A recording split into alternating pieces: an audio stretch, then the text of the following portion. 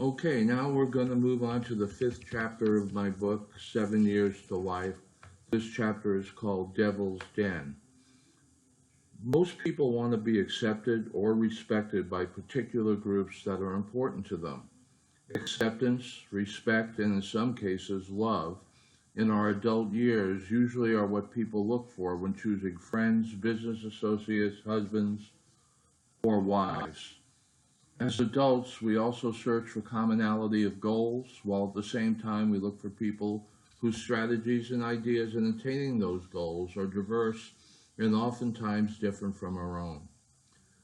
This is not the case, however, for young kids around the ages of 9 or 10 years old.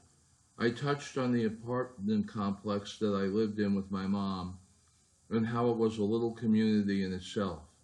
While the adults within the apartment complex were searching for people whose ideas and opinions were similar to theirs, the kids, depending on the particular clique they were looking to be part of, had different priorities and goals altogether.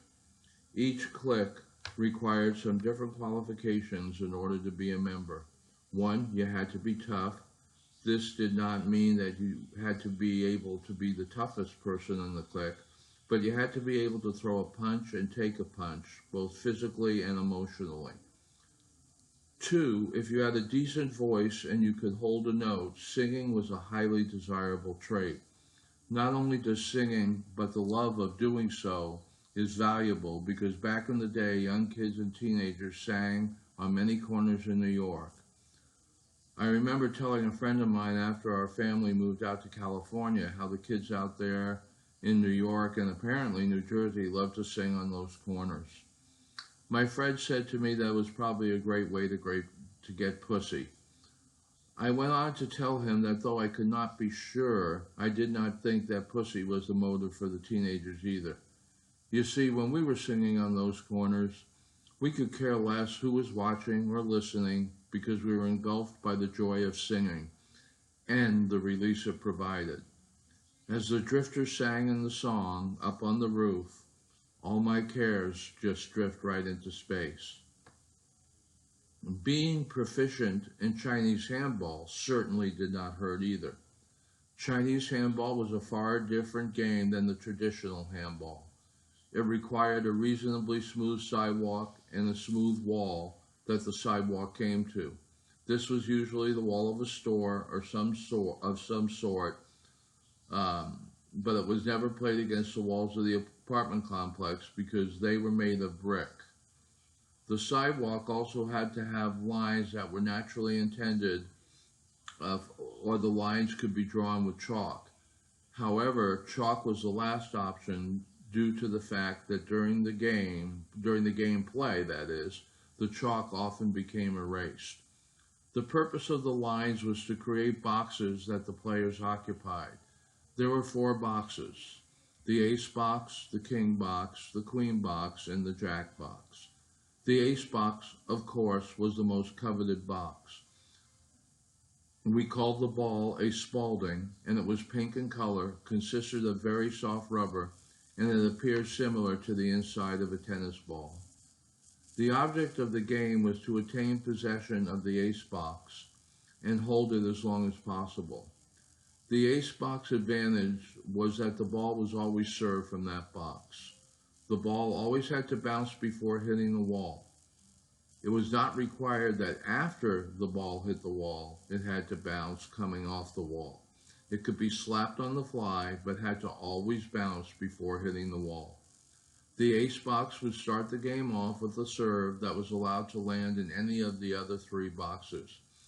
The return volley was allowed to land in any of the boxes also. So the ace could serve to the queen, and the queen could hit it to any of the other boxes other than her own. You had 4 players, and usually at least another 4 players trying to get into the game. The way that happened is when a player lost possession of one of the boxes by either missing the ball or hitting it out of bounds, that player would then be eliminated from the game, and the remaining players would move up a box, leaving the jack box for a new player to enter the game. I can remember playing Chinese handball for hours. You can make the ball do some incredibly tricky things depending on the spin you put on the ball. You could slice it, undercut it, half cut it, and overcut it, and if you were adept at controlling the spin, you could keep control of the ace box for many hours, not to mention losing a couple of thousand calories in the process. Between street corner singing and Chinese handball, I was a pretty darn happy kid most of the time. Hold on. All of the aforementioned qualifications that I have just written about did not even come close to the stature you acquired if you were to successfully make it through the dreaded Devil's Den. Quite frankly, there were kids that were just too frightened to even try. If you did make it through, however, it was an unwritten law that you could ride the subway with a buddy who also made it through Devil's Den. You could go anywhere by the subway and it could take you, and one other kid would not tell their parents. This was precious because in most cases, the subway only cost 15 cents. Think of it. You could go to Harlem, you could go to Rockaway Beach, you could go to Coney Island, you could go to Chinatown, you could go to Central Park, and you could go to a Yankee game without any parental supervision. In present times, MasterCard refers to this as priceless. Devil's Den was a subterranean cellar 2 stories beneath street level that ran through the entire apartment complex. It also had many side halls like the tributaries in a river. There was what we called rookie runs that were at street level, always lighted, and ran for short distances in the complex. They were nothing compared to Devil's Den.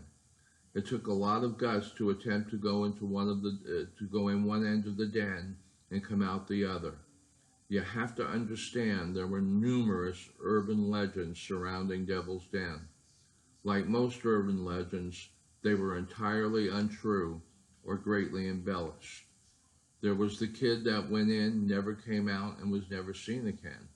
There was another story about another kid that made it through, but came out the other end speechless and supposedly remained that way for 3 months.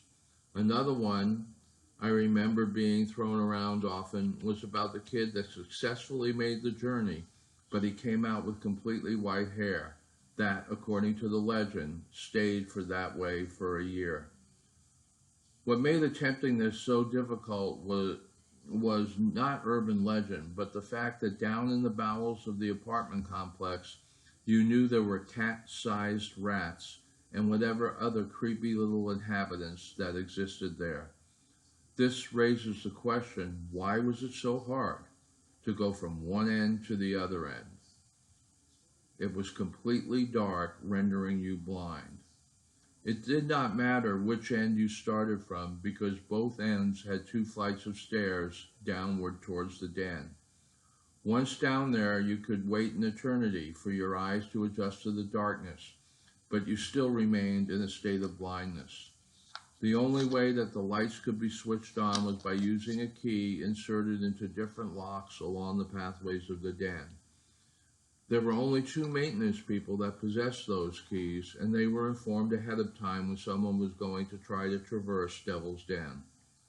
For some reason, the maintenance people seemed to revel in the fact that they were part of the ritual and would not go down there, but would wait at the top of the stairs on both ends in the event they heard one of the kids losing it, in which case they would go down the stairs and start turning on the lights. I always wondered if they could get into trouble and lose their jobs for their small part in allowing the ritual to take place. So now came the dreaded day when it was my turn to try and conquer the den.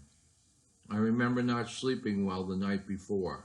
My imagination ran wild with outrageous thoughts and images of how I was going to become a shaking, speechless kid with white hair.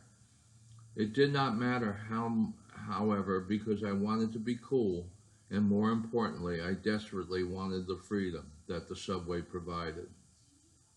I was now ready to begin my journey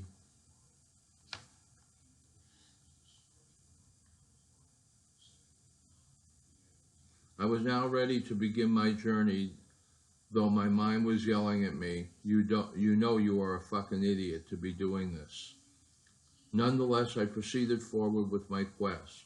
It was absolutely amazing how it was virtually impossible to see anything except maybe for a tiny monitor light here and there, but because of the complete darkness, it radically compromised your depth perception.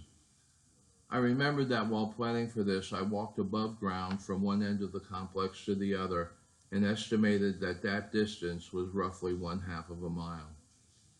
As I stepped into the abyss, I remember turning to my right and placing my hands against the wall. My plan was to keep my hands against the wall and slowly move toward the opposite end. Figuratively speaking, my hands became my eyes, which I could only imagine were bulging at this point. I reached my first panic point when my leading hand came upon thin air. I took that leading hand and bent my arm at a right angle and brought that hand up against a wall that was headed 90 degrees off course. The only thing that I could think of was that this had to be one of the hallways or tributaries in a manner of speaking. So now I had to figure an alternative to my present strategy. I took my leading hand off the wall that was at a right angle and stretched that hand as far as I could, hoping to feel the other wall of the hallway. Needless to say, I still felt nothing but air. I definitely did not want to travel down one side of the hallway until it ended and then find the other side of the hallway and follow that back to my original course. Honestly, the hallway may have been quite long and only served to exacerbate the panic I was already feeling. I calmed myself down and started to think in a more logical manner. The first thought that came to mind was that I had reached the hallway on the right side of the main path. I then made the assumption that running into a hallway on the right side did not necessarily mean there was a hallway on the left side. I knew approximately how wide the main path was because when I first entered, I could see for the first couple of feet. I decided to turn 180 degrees and was relieved to find my outstretched hands found a solid wall, meaning there was not a hallway on the left-hand side, at least not yet. All I had to do now was to continue on and hope that I did not run into any hallways that intersected the main paths.